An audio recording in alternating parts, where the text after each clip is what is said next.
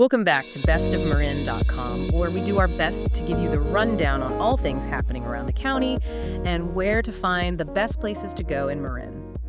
Today's deep dive is, it's about Sausalito. Yeah, which is funny because you usually picture a Mediterranean-style seaside village as this, completely static postcard where time just stands still. Right.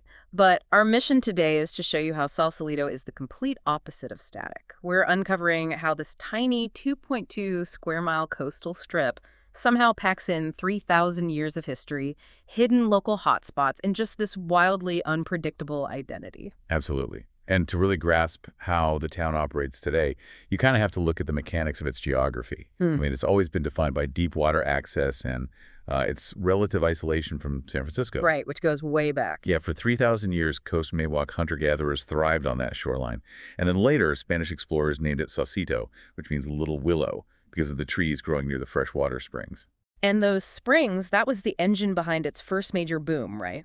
Because fresh water right on the bay meant it was the perfect maritime watering station for passing ships. Exactly. But that same secluded geography also made it the perfect shadow economy during the 1920s. Oh, I see where this is going. Yeah, because it was tucked away in these coves, far enough from the city authorities. Prohibition bootleggers, like the Chicago mobster Babyface Nelson, they used it to run contraband onto midnight ferries. So it's like a geographical chameleon. It just rapidly color shifts from a quiet indigenous shore to a maritime stop to a mobster hideout. Then the 1937 Golden Gate Bridge gets built. It completely bypasses the town, turning that heavy transit traffic into just a trickle. But the chameleon shifts again, right? Oh, yeah. Just a few years later, World War II kicks off. The U.S. government desperately needs Liberty ships, and Sausalito had exactly what they needed: deep water, available shoreline, and access to the new bridge. So they construct the Marin shipyard, and the population skyrockets to 30,000 almost overnight to build these ships. Right. It's like a theater stage. They strike the Quiet Smuggler's Cove set and immediately build a massive industrial and military factory. Totally. But the critical moment happens when the war ends. The shipyard's emptied out, leaving behind these colossal industrial spaces and incredibly cheap waterfront rents. Which creates an economic vacuum. When the WWII shipyards emptied, they left behind the perfect vacuum for a radical cultural revolution. Hippies, artists, and musicians just flooded in. I mean, Fleetwood Mac's Rumours was recorded at the waterfront record plant. Janis Joplin haunted the Trident, and they even elected a former madam, Sally Stanford, as mayor in 1972. Wait, really? A former madam as mayor? Yes, which, naturally sparked a fierce culture war. On one side, you had the Bohemian houseboat communities of Richardson Bay. On the other side, the wealthy establishment, the whole people living up where William Randolph Hearst once failed to build his castle. The establishment must have been terrified of losing the town's prestige. But wait, I had to push back here. Did the Hill people actually lose this culture war? What do you mean?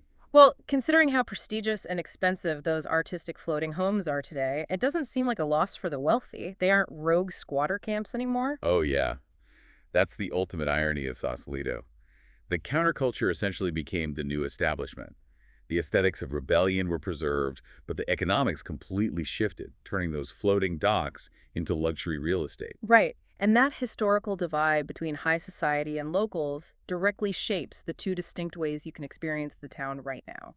You have the beautiful but tourist-heavy bridgeway along the water, and then there's Caledonia Street. Which is the true local zone, right? Yeah, that's where you find spots like the Michelin-recognized Sushi Ran. So how can you respectfully bridge these two worlds to avoid being just another day tripper? Well, you do it right by physically tracing the history. Arrive by the Golden Gate Ferry. Grab a paddleboard at Sea Trek to see the houseboat communities. And then explore the Marinship Industrial Zone's Heath Ceramics. You're just walking the timeline. Basically, yeah. Given its history of radical reinvention, how might modern wealth and remote work eventually forge Sausalito's next unexpected identity? That is a great question to leave you with. Don't forget to sign up to our email list for updates on our next episode and latest events. Until next time, we will catch you on bestofmarin.com.